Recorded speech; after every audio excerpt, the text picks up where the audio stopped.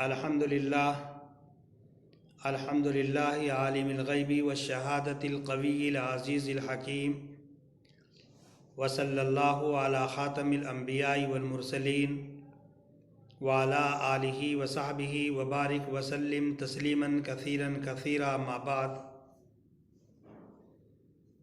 आज का उन्वान है क़यामत की अलामतों में से एक बड़ी अलामत आग का निकलना है। बुज़ुर्गान मोहतरम, एक साहबी रसूल फरमाते हैं कि हम क़यामत का तज़किरा कर रहे थे, आखिरी ज़माने के सिलसिले में गुफ्तगू और बातचीत कर रहे थे।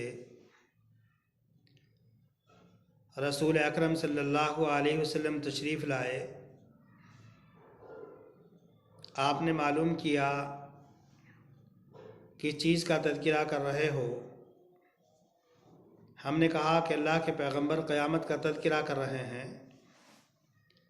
तो रसूल अकरम सल्लल्लाहु अलैहि वसल्लम ने इरशाद फरमाया कि जब तक तुम 10 अलामतें नहीं देख लोगे उस वक्त तक क़यामत कायम नहीं होगी। और उन 10 अलामतों में से एक अलामत आग का खुरूज है। बाद अहादीस मुबारका से मालूम होता है कि वह आग यमन से निकलेगी और लोगों को हाँकते हुए मुल्क शाम तक पहुँचाएगी। बाद रिवायतों में आता है कि वह आग हज़र मौत से निकलेगी या क़ार आदन से निकलेगी और लोगों को हाँकते हुए उनके महशर तक उनको पहुँचाएगी। और बाद रिवायतों के अंदर है कि जज़ीरतुल अरब के आखिरी हिस्से से जुनूबी इलाक़े में वो आग नमूदार होगी और लोगों को उनके महशर तक पहुँचाएगी।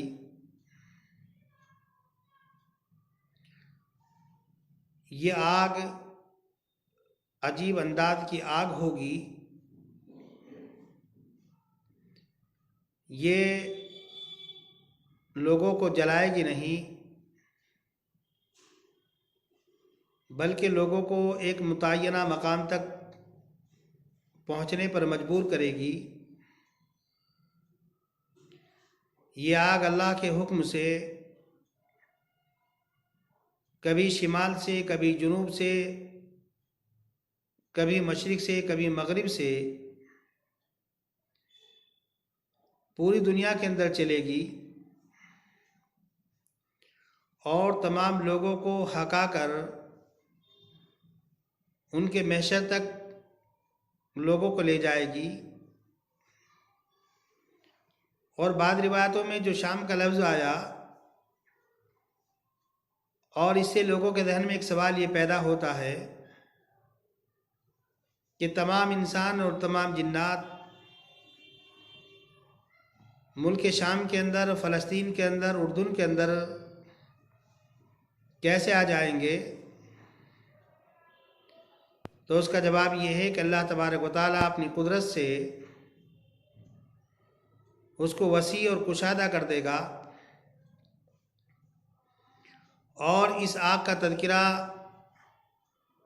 जो क़यामत के करीब जज़ीरतुल अरब से निकलेगी, ना ये कि सिर्फ़ अल्लाह की किताब कुरान करीम में और रसूल अकरम सल्लल्लाहु अलैहि वसल्लम की सुन्नत में ज़िक्र किया गया, बल्कि बहुत सी पहली आसमानी किताबें उनके अंदर भी इस आग का तज़किरा किया गया। हज़रत अब्दुल्लाह इब्न सलाम रज़ियल्लाहु ताला अन्हु जो एक बहुत बड़े यहूदी आलिम थे, किबार उलमा में इनका शुमार होता था। यहूदीन की बहुत ज़्यादा ताज़ीम और तकरीम करते थे। तौरात के ये हाफिज़ थे और तौरात को पढ़ते थे, तौरात के अंदर रसूल अकरम सल्लल्लाहु अलैहि वसल्लम की तमाम सिफ़ात बयान की गई थी। यहूदी जानते थे कि जो नबी आखिर ज़मा होगा उसकी क्या सिफ़ात होंगी। तो अब्दुल्लाह इब्न सलाम कहते हैं कि जब रसूल अकरम सल्लल्लाहु अलैहि वसल्लम मक्के से मदीना मुनव्वरा तशरीफ़ लाए और लोगों का एक हुजूम, एक भीड़ थी, मैं भी रसूल अकरम सल्लल्लाहु अलैहि वसल्लम को देखने के लिए आया। मेरे जहन में ये बात थी कि जिस शख्स ने नबूवत और रिसालत का दावा किया, 13 साल तक मक्के के अंदर लोगों को दावत देता रहा, आज वक्त आ गया कि उसके राज हम पर मुनकशिफ हों और उसकी सच्चाई को हम जान सकें और पहचान सकें। और मैं भी उस भीड़ के अंदर दाखिल हो गया और जब मेरी नज़र रसूल अकरम सल्लल्लाहु अलैहि वसल्लम के चेहरे अनवर पर पड़ी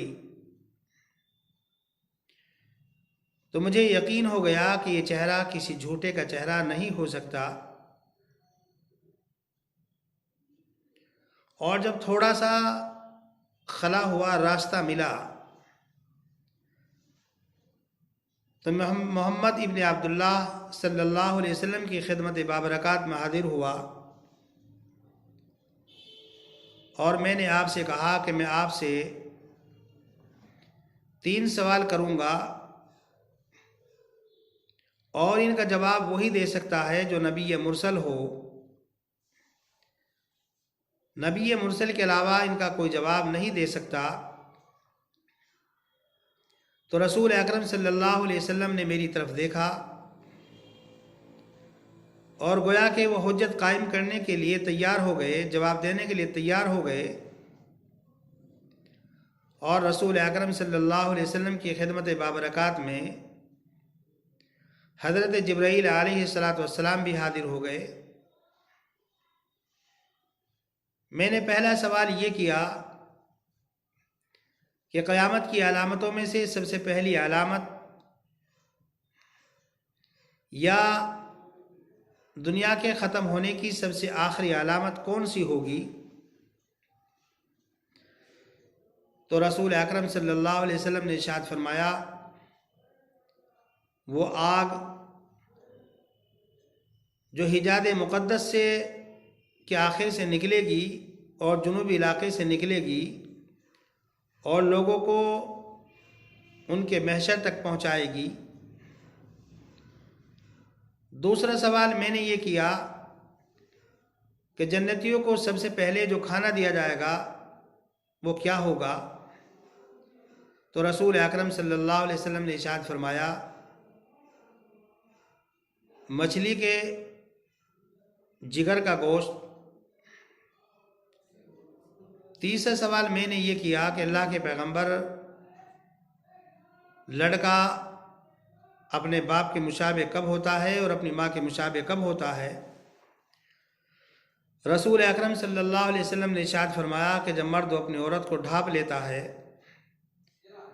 तो अगर औरत का पानी मर्द के पानी पर सबकत कर जाता है, गालिब आ जाता है, तो बच्चा अल्लाह के हुक्म से अपनी माँ के मुशाबे हो जाता है।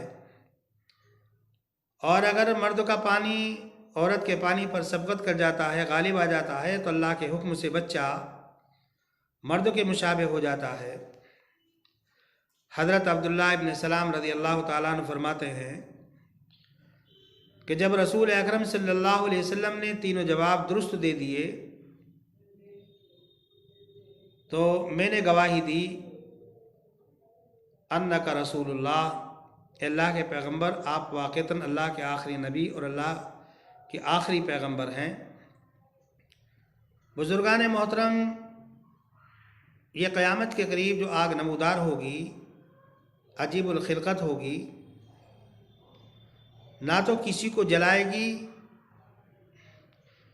और जब ये लोगों को हका करके लेकर के चलेगी तो जहाँ लोग उतरेंगे तो ये आग ठहर जाएगी, जहाँ लोग कैलूला करेंगे तो ये आग उनके साथ रहेगी, और जब लोग नींद से बेदार होकर के चलेंगे तो ये आग भी साथ साथ चलेगी। जो लोग आग से पीछे रह जाएंगे वो जल जाएंगे। एक मर्द एक ऊँट पर, दो मर्द एक ऊँट पर, तीन मर्द एक ऊँट पर, चार मर्द एक ऊँट पर चलेंगे, हत्ता के 10 आदमी एक ऊँट पर चलेंगे। यानी ये सवारियों पर सवार होकर के चलेंगे और बाद लोग पैदल चलेंगे। बकिया लोगों को आग हकाकर उनके महशर तक उनको पहुंचाएगी। बाद जाने वालों में वो लोग होंगे जो खुशी खुशी जाएंगे,